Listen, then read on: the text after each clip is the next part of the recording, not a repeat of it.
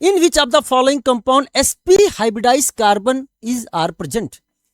अब वो डायरेक्टली भी आपसे क्वेश्चन पूछ सकता था, आईपीएससी नेम देकर भी क्वेश्चन पूछ सकता था, उसने कॉमन नेम देकर भी क्वेश्चन पूछ लिया है। तो यानी किसी भी तरीके से वो आपके साथ एक ही क्वेश्चन में दूसरे कंसेप्ट भी पूछ सकता है। उसने डायरेक्टली कॉमन नेम ना पूछते हुए कॉमन नेम से पहले आपसे स्ट्रक्चर बनवाएगा और फिर कहेगा बताओ sp हाइब्रिडाइज कार्बन है कि नहीं है। तो in which of the following compound sp hybridize carbon, इसको आपको देखना है। तो पहला जो आपके सामने है वो है एलीन, और एलीन क्या है, CH2 double bond C double bond CH2, ये आपके सामने है एलीन। और इस एलीन में देखेंगे तो यस ये sp2 है, ये sp2 है, ये क्या है sp, हम केवल फोकस करेंगे sp पर। ये sp कार्बन आपके सामने आ गया। बी आपके सामने जो है दैट इज द एसिटोनाइट्राइल। एसिटोनाइट्राइल का स्ट्रक्चर जो होता है प्यारे बच्चों CH3 C triple bond N, ये आपके सामने है एसिटोनाइट्राइल। इसे हम मिथाइल साइनाइड भी बोलते हैं। और इसमें भी देख सकते हो तो ये कार्बन कैसा है आपके सामने, this is the sp carbon. तीसरा है एक्रोलीन। अच्छा एक्रोलीन जो है ना, इसका एक नाम और है, इसे बोलते हैं प्यारे बच्चों एक्राइल एल्डिहाइड। ये आपके सामने है एक्रेल्डिहाइड। अपने एनसीईआरटी में एक्रोलीन नाम दे रखा है, प्यारे बच्चों ध्यान से समझना। तो ये आपके सामने होता है CH2 double bond CH double bond O, this is called acrolein या एक्रेल्डिहाइड। अगर आपको ऐसा स्केलेटन नजर आता है, carbon double bond carbon, single bond star वाला कार्बन, स्टार वाला कार्बन का मतलब ये ऐसा कार्बन जो फंक्शनल ग्रुप वाला कार्बन हो, इसे हम बोलते हैं एक्राइल। और एल्डिहाइड है तो नाम हो गया एक्रेल्डिहाइड। इसमें कोई भी sp कार्बन आपको नजर नहीं आ रहा, ये भी sp2, ये भी sp2 और ये भी sp2। चलो साहब प्यारे बच्चों, अब आया एक्राइलोनाइट्राइल। अगर हम डी की बात करते हैं तो CH2 double bond CH and acrylonitrile C triple bond N, ये कार्बन आपके सामने क्या आ गया, sp कार्बन। मैंने थोड़ी देर पहले बताया है ये एक्राइल ग्रुप होता है। Carbon double bond carbon, star वाला कार्बन, स्टार वाला कार्बन कौन सा है आपके सामने, फंक्शनल ग्रुप वाला कार्बन है। और यही कार्बन यहाँ पे क्या है, sp हाइब्रिडाइज्ड है। तो देखा जाए तो एलीन में आपके सामने मिल गया, एसिटोनाइट्राइल में भी आपको मिल गया sp कार्बन, लेकिन प्यारे बच्चों एक्रोलीन में आपको नहीं मिला है और एक्राइलोनाइट्राइल में आपको मिल गया है। तो आंसर हो जाएगा ABD। तो आंसर हो गया ओनली ABD, ओनली ABD। तो इस तरह से भी क्वेश्चंस आपसे पूछे जा सकते हैं, कॉमन नेम देकर या आईपैक नेम देकर किसी भी तरीके से क्वेश्चन पूछ सकता है। अब क्वेश्चन है all 4 types of carbon 1 degree 2 degree 3 degree and 4 degree are present. तो सुनो, कार्बन अगर डायरेक्टली एक कार्बन से जुड़ा है तो उसे बोलेंगे 1 डिग्री, डायरेक्टली 2 कार्बन से जुड़ा है तो उसे बोलेंगे 2 डिग्री, डायरेक्टली 3 कार्बन से जुड़ा है तो उसे बोलेंगे 3 डिग्री कार्बन, और डायरेक्टली 4 कार्बन से जुड़ा है तो उसे बोलेंगे 4 डिग्री कार्बन। और अगर कार्बन किसी भी कार्बन से नहीं जुड़ा है, जैसे फॉर एग्जाम्पल मीथेन हो गया एग्जाम्पल, तो प्यारे बच्चों उसे हम लोग बोलते हैं 1 degree carbon according to NCERT. बाकी अलग अलग जगहों पे कोई इसको सुपर 1 डिग्री बोल देता है, कोई इसको 0 डिग्री बोल देता है, लेकिन अकॉर्डिंग टू एनसीईआरटी उसको भी हम 1 डिग्री बोलेंगे। चलो प्यारे बच्चों, अब देख सकते हैं ये जो कार्बन आपके सामने दिख रहा है ये आपके सामने 4 डिग्री है, ये कार्बन आपके सामने 2 डिग्री है, ये 2 डिग्री है, ये 2 डिग्री है, एक बार इधर एक बार इधर, दो तरफ से जुड़ा है डायरेक्टली। ये आपके सामने 2 डिग्री है, ये भी आपके सामने 2 डिग्री है, ये भी 2 डिग्री है, ये भी 2 डिग्री है और ये भी 2 डिग्री है। नहीं साहब, इसके पास केवल 2 डिग्री और 4 डिग्री मिल गए हैं, सारे टाइप्स नहीं। 1 degree 2 degree 3 degree and 4 degree सारे प्रेजेंट होने चाहिए, हमें ऐसा ऑप्शन देखना है। चलिए सेकंड में देखते हैं। तो प्यारे बच्चों ये वाला कार्बन जो आपके सामने है ये आपके सामने 4 डिग्री है, ये आपके सामने 2 डिग्री है, ये आपके सामने 1 डिग्री है, ये आपके सामने 2 डिग्री है, ये 2 डिग्री, ये 2 डिग्री, लेकिन ये वाला आपके सामने जो है वो 3 डिग्री है, ये 2 डिग्री है, ये 2 डिग्री है और ये 2 डिग्री है। यानी इसके पास 1 degree 2 degree 3 degree and 4 degree सारे मिल गए। तो एक हिसाब से ये वाला तो हमारा पास हो गया। चलिए साहब इधर देखते हैं ध्यान में। तो ये वाला कार्बन आपके सामने यहाँ पर ये आपके सामने 1 डिग्री है, ये आपके सामने प्यारे बच्चों 3 डिग्री है, यहाँ पे 2 डिग्री, ये आपके सामने 2 डिग्री, ये आपके सामने प्यारे बच्चों दिस इज द 3 डिग्री, ये 2 डिग्री, ये आपके सामने 2 डिग्री, ये 2 डिग्री, ये आपके सामने 4 डिग्री और ये आपके सामने है प्यारे बच्चों 1 डिग्री। देखा जाए तो 1 डिग्री 2 डिग्री 3 डिग्री 4 डिग्री सब इसमें मिल गए, ये भी हमारा ऑप्शन हो जाएगा। नाउ द नेक्स्ट, ये आपके सामने है दिस इज द 1 डिग्री, ये है आपके सामने 3 डिग्री, ये 2 डिग्री, ये 2 डिग्री, ये 2 डिग्री और ये भी है आपके सामने 2 डिग्री। तो देखा जाए तो इसके पास आंसर नहीं हुआ, तो आंसर है 2 and 3rd। 2 and third, answer हो गया प्यारे बच्चों 4। ये हमारा 4 आंसर हो जाएगा। ठीक है ना, ये भी एग्जाम में आया हुआ क्वेश्चन है, ओलंपियाड का क्वेश्चन है प्यारे बच्चों। चलिए बेटा आगे बढ़ते हैं।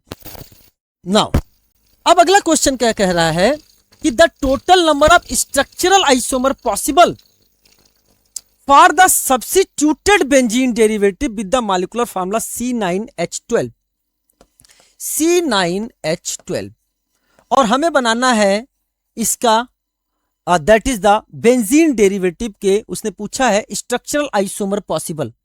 चलिए साहब, अच्छा बेंजेनॉइड आइसोमर बनाने के लिए उसका DU कम से कम कितना होना चाहिए? 4 होना चाहिए।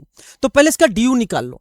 DU निकाला तो कार्बन को करा 1 ज्यादा 10 हो जाता है, हाइड्रोजन को करा आधा दैट इज द 6 हो गया, और आंसर आपके सामने हो जाता है 4। DU जो भी हम निकाल रहे हैं वो हम इस फार्मूले से निकाल रहे हैं, DU is equal to C+1 minus H plus X minus N divided by 2, जहां C कार्बन को रिप्रेजेंट करता है, H हाइड्रोजन को, X हैलोजन को, और N जो है वो नाइट्रोजन को रिप्रेजेंट करता है। आप काउंट करोगे तो आपका DU इसका 4 आएगा, और मिनिमम 4 DU होना चाहिए, क्योंकि बेंजीन रिंग बनाने के लिए हमें 4 DU होना चाहिए, बिकॉज बेंजीन में 1 रिंग है और 3 पाई बॉन्ड है, तो 4 DU तो होना ही चाहिए। अगर 4 DU से कम आ गया तो फिर वो बेंजोनाइड आइसोमर बनाएगा ही नहीं। तो चलो यहां तक तो बात हमारी क्लियर हो गई। अब सुनो मेरी बात ध्यान से, ये क्वेश्चन भी मैं आपको बता रहा हूं, ये क्वेश्चन आपका जेईई मेन में आया हुआ क्वेश्चन है। अब सुनो ध्यान से, तो चलो बेटा, अब आपके सामने बेंजीन 6 कार्बन को यूज कर लेगा, 3 कार्बन आपके सामने बचेगा, और चूंकि चारों DU बेंजीन ही यूज कर लेगा, इसलिए जो बाहर का आपका कार्बन होगा उसमें कोई भी ना तो रिंग होगी ना ही कोई पाई बॉन्ड होगा, यानी जो आपके साइड चेन होंगे वो सैचुरेटेड साइड चेन होंगे। तो अगर हम इसके स्ट्रक्चर बनाते हैं तो आपके सामने कौन सा बनेगा? बेटा ध्यान से देखना, हमने 6 की रिंग बना ली, हमारे पास 3 कार्बन बच गए, हमने 3 कार्बन को यहां दिखा दिया, पहले हमने एक चेन के रूप में बना दिया, और फिर उसका हमने ब्रांचिंग कर दिया, यानी ये नॉर्मल प्रोपाइल, यहां पे आइसोप्रोपाइल, यानी इस तरीके से देखा जाए तो यहां पे आपने कितने बना लिए प्यारे बच्चों? ये 2 बना दिए। केवल एक मतलब एक ही पे एल्काइल बनाते हुए हमने क्या बना दिया? एक में नॉर्मल प्रोपाइल, एक में आइसोप्रोपाइल। अब हमने क्या किया कि वहां से एक कार्बन कम कर दिया, और उस एक कार्बन को हमने यहां पर, वहां से एक कार्बन कम किया तो यहां पे कितने रह जाएंगे प्यारे बच्चों? 2 रख जाएंगे। इसको हमने फिक्स कर दिया, इसको हमने क्या कर दिया? ये फिक्स कर दिया, एक ही जगह पर फिक्स कर दिया, और बाकी को घुमा लिया। तो ये वाला पोजीशन आपके सामने, ये आपके सामने आर्थो पे लगा दिया, यहाँ पे आपके हमने एक मिथाइल पैरा मेटा पे लगा दिया, और एक आपके सामने हमने यहाँ पर पैरा पे लगा दिया। ये पोजीशन आइसोमर्स आपके सामने बन गए। तो प्यारे बच्चों आपके सामने इससे कितने बन गए बेटा? 3 बन गए, 3 बन गए। अब हम क्या करेंगे, इन यहां से एक कार्बन और कम किया, तो यानी अब एक कार्बन कम कर दिया तो हमारे पास 3 मिथाइल आ जाएंगे। 3 मिथाइल आ गए तो पहला कंडीशन हम क्या बनेंगे? वो 2 को फिक्स कर लिया 1 2 पर, और तीसरे को यहां लगा दिया तो आ गया 1 2 3। फिर 2 को फिक्स किया है, आगे घुमा दिया तो हो गया 1 2 4। अब अगर आगे ले जाओगे तो स्ट्रक्चर रिपीट हो जाएगा, यहां ले जाओगे तो स्ट्रक्चर रिपीट हो जाएगा। तब फिर हमने क्या किया कि हमने इसको भी घुमाया, यानी हमारे सामने एक बन गया 1 2 3 पर, एक बन गया 1 2 3 4 पर, एक बन गया 1 2 3 4 एंड 5 पर। यही पोजीशंस आपको मिलेंगे, इसके अलावा कोई और पोजीशंस नहीं मिलेंगे। अगर कहीं कुछ मिलता है आप बनाते हो, वो स्ट्रक्चर रिपीट हो जाएगा। और इससे भी आपके सामने कितना बन गया? 3। तो 3 + 3 6 + 2 8। तो आंसर इसका कितना हो गया प्यारे बच्चों? इसका आंसर हो गया 8 प्यारे बच्चों। तो ये क्वेश्चन एग्जाम में आया हुआ है, तो आप देख सकते हैं, तो आंसर आपका हो जाएगा दिस इज द 8। बाकी इसके और भी वेरिएशंस होते हैं, क्लास में कराए गए हैं, जैसे कि तीनों ग्रुप सेम है। 3 वाले में x3 वाला केस हो गया, एक x2y वाला केस होता है, एक xyz वाला केस होता है। ठीक है ना, जब एम्स हुआ करता था तो उसको बताया जाता था, जैसे अगर तीनों सेम है, आइडेंटिकल है, तो उससे 3 बनते हैं, जैसे 3 बनते हैं। अगर 2 सेम हो जाए, एक डिफरेंट हो जाए तो उससे 6 बनते हैं। अगर तीनों डिफरेंट हो जाए तो उससे 10 बनते हैं। इस वेरिएशन में बता रहा हूं मैं, लेकिन नहीं उतना टफ आपसे नहीं पूछा जाएगा। लेकिन चूंकि ये क्वेश्चन आपका जेईई मेन से पूछा जा चुका है, इसलिए पूछा जा सकता है। तो ये चीजें आपको पता होनी चाहिए। चलिए साहब, नाउ बहुत प्यारा क्वेश्चन है, बहुत प्यारा क्वेश्चन है। कह रहा है the 2 projections formulae that represent a pair of enantiomer. ऐसे बताओ जो आपस में क्या हो प्यारे बच्चों? इनैंसियोमर है, उनको आपको बताना है। तो चलिए प्यारे बच्चों, सबसे पहले अगर हम आपसे बात करें तो एक ऑप्शन को हम देखते ही एलिमिनेट करना चाहेंगे। कैसे? इधर देखो, इस मिथाइल के बगल वाले कार्बन से OH जुड़ा है, लेकिन यहां देखें इस मिथाइल के बगल वाले कार्बन से Cl जुड़ा है, यानी यहां पर स्ट्रक्चर ही अलग हो गया है। और स्ट्रक्चर अलग होने के कारण चूंकि कनेक्टिविटी अलग हो चुकी है, इसलिए प्यारे बच्चों ये स्ट्रक्चरल आइसोमर हो जाएगा, इसका स्ट्रक्चरल आइसोमर हो जाएगा। अब सुनो मेरी बात ध्यान से, बाकी को चेक करते हैं। यहां पर आपके फिशर प्रोजेक्शन है, ये आपके सामने उसने न्यूमान बनाया है, यहां पे आपके सामने फिशर बनाया है। तो आइए इसको देखते हैं, पहले इसको चेक करते हैं। इसको मैं फिशर बनाता हूं।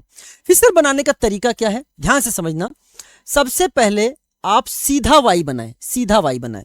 कैसे सीधा वाई? ये वाई आपके सामने सीधा बना हुआ है, ये वाई आपके सामने उल्टा बना है। इस वाई को आपको क्या करना है, सीधा बनाना है।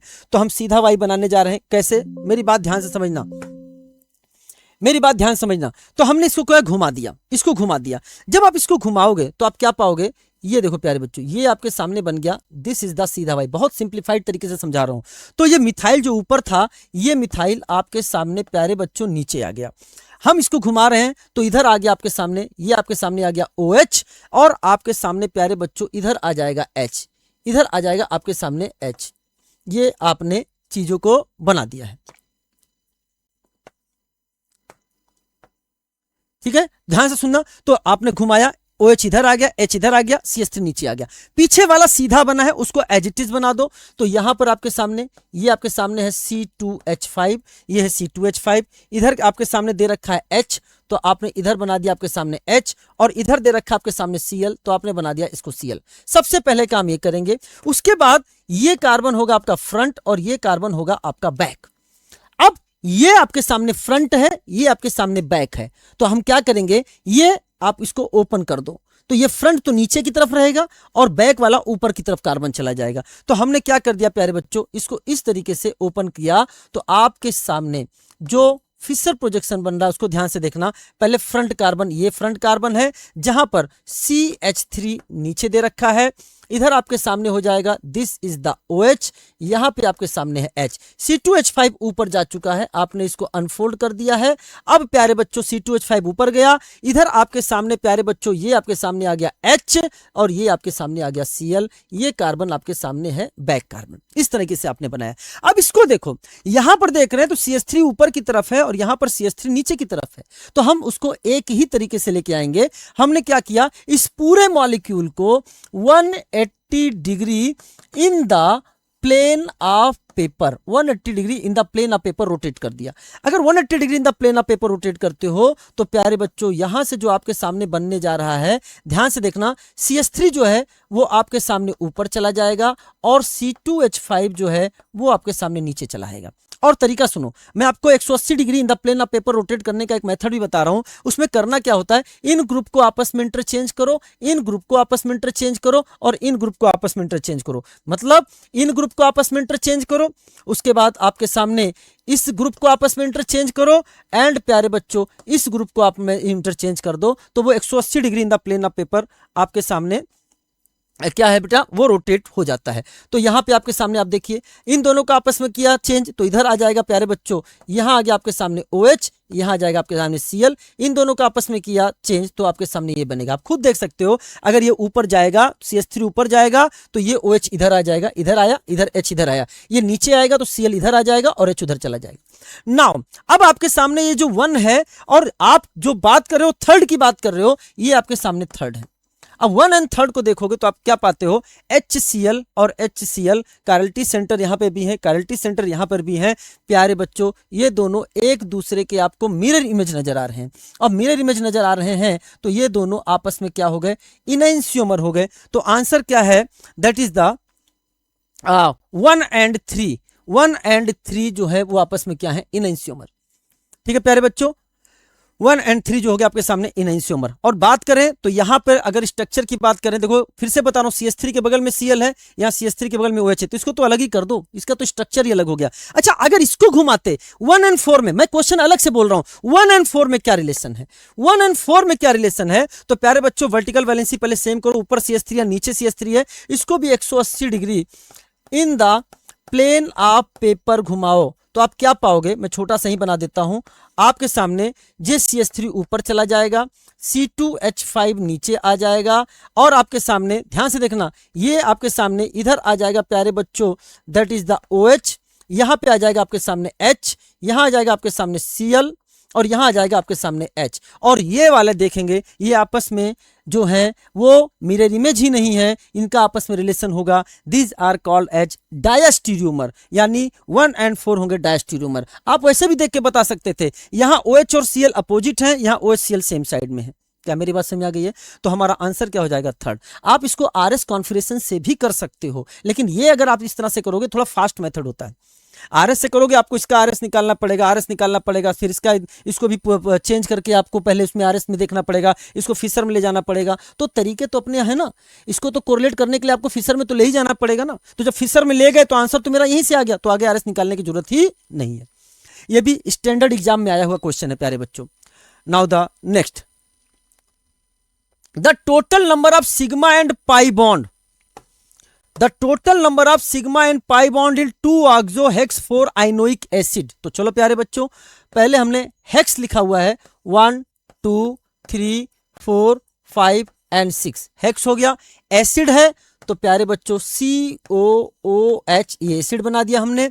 नाउ बोल रहा है 2 पर ऑक्सो है, 2 पर ऑक्सो है माने कीटोनिक ग्रुप है, एंड आपके सामने 4 पर आइन है, 1 2 3 4 पर आइन है, ये बनेगा। बाकी आप इसको हाइड्रोजन से लगा सकते हैं। यहाँ आपके सामने 3 हाइड्रोजन लगेगा, यहाँ आपके सामने 1 हाइड्रोजन, यहाँ 1 हाइड्रोजन ऐसे लगा दिया मैंने, और यहाँ पर तो ये हाइड्रोजन आपके सामने लगा ही हुआ है।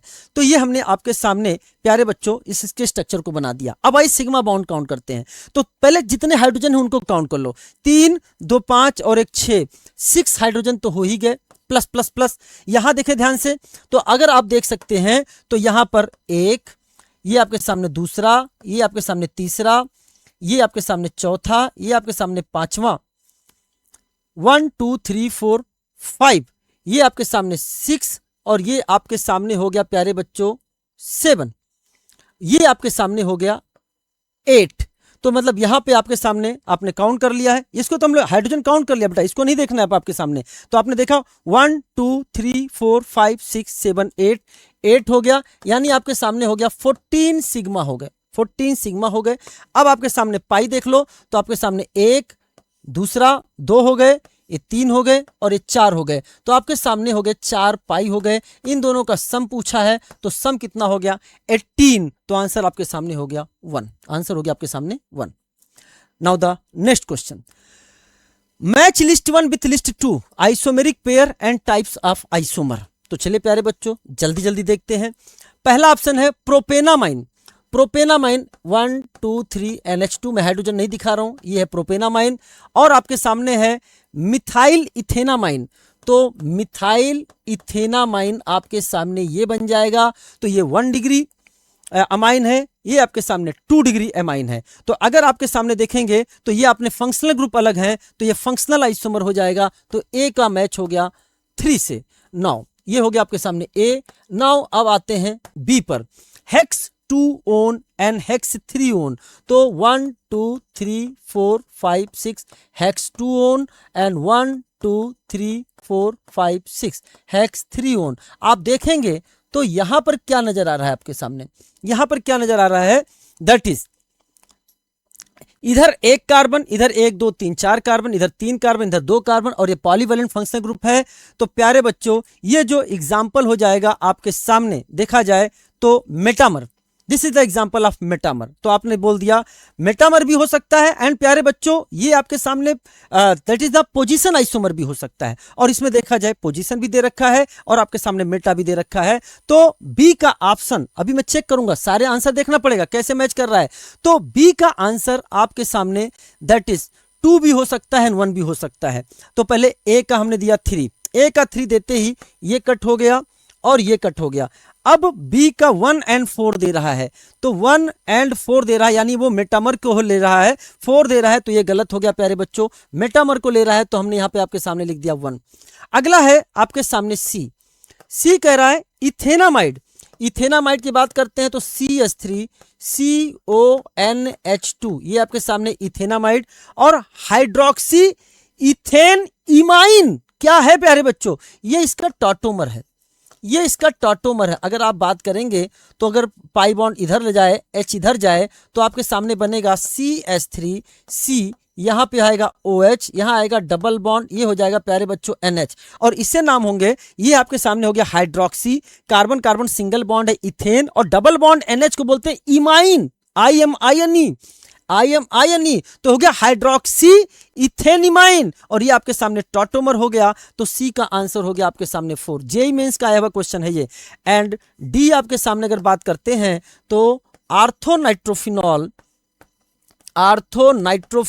यहां पे आ गया NO2, एंड प्यारे बच्चों पैरानाइट्रोफिनॉल, आर्थोनाइट्रोफिनॉल एंड पैरानाइट्रोफिनॉल, ये अगर हम आपसे बात कर रहे हैं तो आप देख सकते हैं ये आर्थो है, ये पैरा है, ये पोजीशन आइसोमर हो गया, तो डी का आंसर हो गया 2। वैसे आंसर तो हम पहले निकाल चुके थे कि आंसर ये होगा, फिर भी मैंने सारे मैच कराए। 3142, तो आंसर हो गया 3142। एलिमिनेशन वाले मेथड से भी आप फास्ट कर सकते हो, क्योंकि हमको तो पहले ही पता चल गया था कि 3 कट चुके हैं, तो हम आंसर उसको टिक कर सकते थे। ये क्वेश्चन प्यारे बच्चों आपका जेई मेन में आया हुआ क्वेश्चन है, ठीक है।